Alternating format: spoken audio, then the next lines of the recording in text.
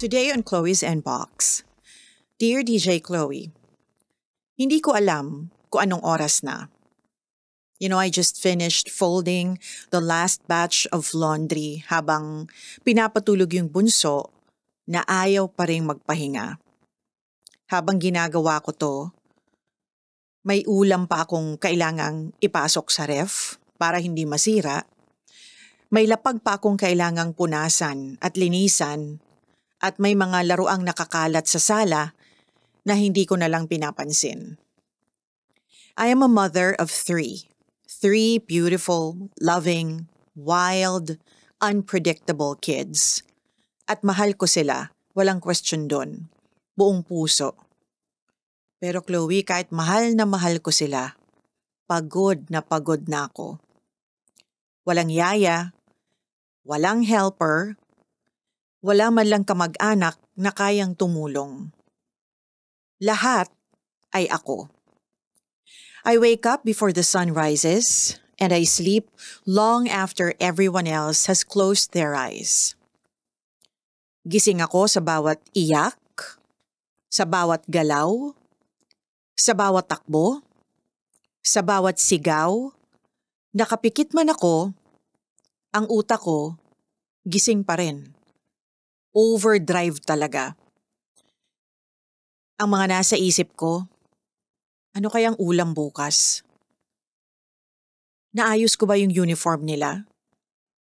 May pambayad ba sa kuryente? Nalabhan ko ba yung kumot na nadumihan?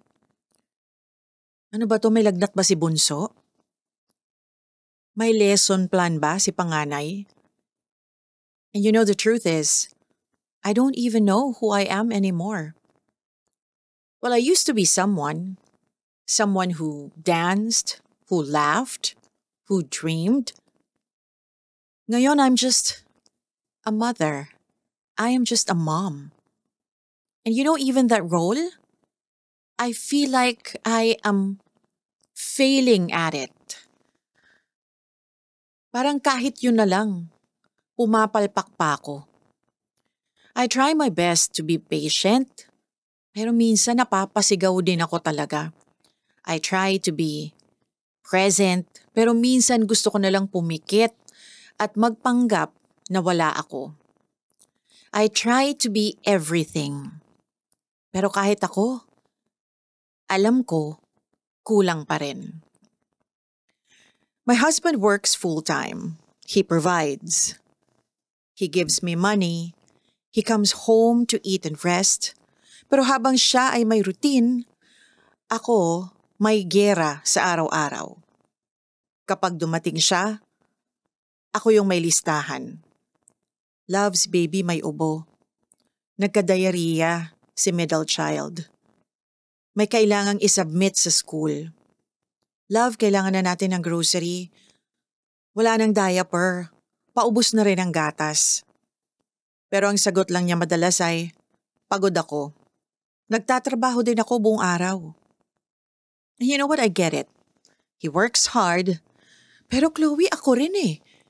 Pagod din ako, nagtatrabaho din ako araw-araw sa loob nga lang ng bahay. I may not clock in to an office, pero I clock in to emotional meltdowns, fevered foreheads, diaper explosions, sibling fights, and endless chores. 24/7 yon. Walang holiday, walang leave, wala rin day off. At ang mundo? Well, it praises moms who do it all. Pero sino ang kumakaway sa nanay na nauubos? Sino ang nagtatanong, kumusta ka, mama? Sino ang nagsasabing, alam mo, pwede kang magpahinga?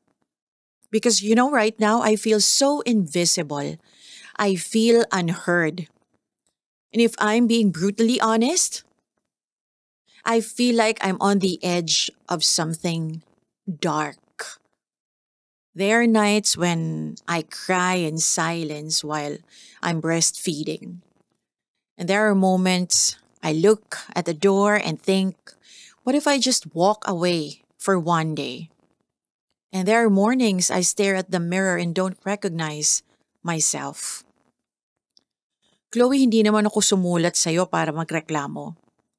I'm writing this because I don't know who else to talk to. Lahat may inaasahan sa akin. Pero wala akong mapaghingahan. Wala akong makausap. Ang mga kaibigan ko may kanya-kanya na ring mga buhay. Hindi ko nga alam kung meron pa akong kaibigan. Ganito pala ang magpamilya? Ganito pala ang maging isang ina? Nawawalan ka ng buhay? You know, I'm scared that if I say, I'm tired, iisipin nila ungrateful ako. Na kung magpahinga ako, iisipin nila tamad ako. Na kung hilingin kong tulungan ako o humingi ako ng tulong, sasabihin nilang, nanay ka trabaho mo yan. Kailangan kayanin mo yan. Kailan ba naging kasalanan ng humingi ng tulong? I'm not asking for luxury. I'm not even asking for a vacation. I am just asking for help. Kahit konting alalay, konting tulong. I'm also asking for presence. For someone to say, kaya mong huminga? Pwede kang huminga. Hindi mo kailangang itaya ang sarili mo para sa lahat. So Chloe, please, I just need someone to tell me that it's okay. Na hindi ako masamang ina sa pagsasabing pagod ako. That I don't have to disappear to be appreciated. That somewhere, in all this chaos, I still matter. Because right now, I feel like I don't. Letter sender, Mama M. Hi, Mama M. Grabe, ramdam na ramdam ko naman yung bigat. Tapos alam mo yon, sounds familiar. Yung senaryo mo, it sounds so familiar. Parang, ano ba to? Parang, I feel like it was, alam mo yon, I'm transported back in time. Nung mga panahon na ganito rin ang mga reklamo ko. Naku, huwag kang mag-alala. Tama naman yung mga nagsasabi na lilipas lang yan. Pero, hindi ko naman ini-invalidate yung nararamdaman mo. Lahat yan valid. So, thank you. Thank you for your honesty, your vulnerability, and also your courage to say out loud what so many mothers are quietly carrying. Hindi ka nag-iisa dyan, okay? Mahirap talaga maging nanay. Ramdam ko and I can hear your exhaustion, believe me. I see your tears between the lines. And I want you to know, hindi ka nag-iisa. You are not alone. You are not weak, okay? You are not even dramatic. Hindi ka nagdadrama, hindi yan arte lang. At, higit sa lahat, you are not invisible. You are simply a woman who has been pouring out more than she's receiving. And now, your soul is asking you to pause, to breathe, to be seen. Sadly, we live in a culture that romanticizes the supermom, the one who can juggle a toddler, a frying pan, a job, and still smile, at the end of the day. Sasabi mo, supermom ako, kaya ko to lahat, I'm strong. But that image? It's a big fat lie. The real superhero mom is the one who knows when to ask for help, okay? Who admits when she's tired, napagod na siya, napapagod siya, who understands that her worth is not defined by how many tasks she completes, how many puting damit ang napaputi niya, ilang dekolor ang nahiwalay niya sa mga puting damit. Okay, hindi yon. But by the love that she gives, including to herself. So Mama M, I want you to know, okay? Please, remember this. Hindi ka lang isang ina. You're not just a mother. Ikaw ay isang tao. You are a person. A person who existed before the feeding bottles, before the diapers, before the homework, before the routines. And that woman, the one who once danced, laughed, ang babaeng minsan nangarap, andyan pa siya. Alam mo yun, she still exists. She is just waiting to be remembered. And no, you're not selfish for wanting to have a break. Because rest is not a reward, okay? Hindi siya reward sa atin. Karapatan natin yon. It's a right. So please talk to your husband. Talk to him, not with anger, but with truth.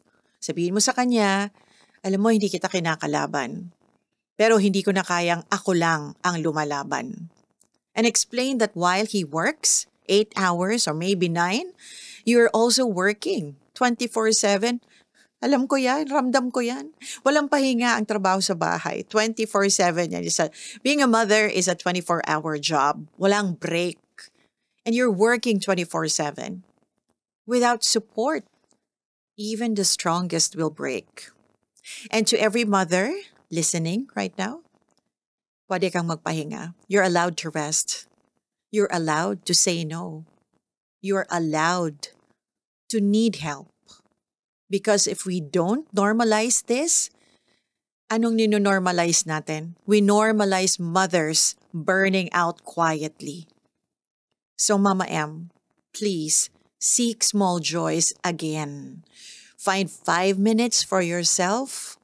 Pagtulog si baby, yung 5 minutes na yon, pwede na yun sa'yo. Put on music, listen to our station, okay?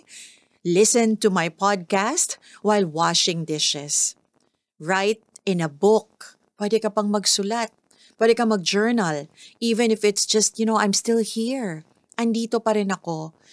Pwede maglakad-lakad, take a walk. Ask someone, anyone, to watch the kids even for an hour. Reclaim yourself piece by piece.